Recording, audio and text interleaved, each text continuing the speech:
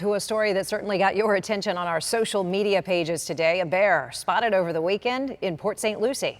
WPTV News Channel 5's John Shaman live for us tonight. He spoke with a wildlife expert today about these sightings. John?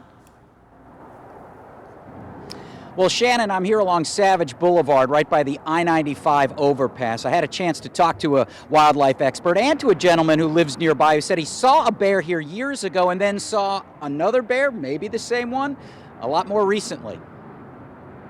He lives right back in here. Billy Bob Orritt recalls the day a few months ago he spotted a bear not far from I-95 off Savage Boulevard in Port St. Lucie. He don't bother nobody. He just hangs out. He says it wasn't the first time he came close to one. When the hurricanes were here, he took shelter up under one of my trailers. Orritt says the bear was about 5 feet tall.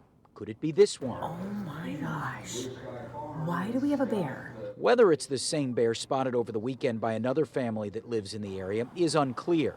Anytime there's more of anything around, we're going to see it more often. Dan Martinelli with the Treasure Coast Wildlife Center says the bear population is making a comeback in Florida. Bears had been decimated. Populations all over the country, including in Florida, had been dramatically reduced, and they were protected. He adds bears aren't looking at humans as prey, but if one feels it needs to defend itself, it could be dangerous. Yes, if you are fortunate enough to see one, stay back, report the sighting to Fish and Wildlife, and enjoy the fact that nature is all around us and you got to see a special part of it. This map from the FWC shows bear sightings are common, or it hopes people will continue to coexist with their burly neighbor. Hey, they were here first. We're taking their habitat away from them. An effort to add more protections for black bears failed in the legislature this year. Now, one indication possibly of a bear population rebound, the FWC here in the South region received its most calls related to bear sightings in the past decade.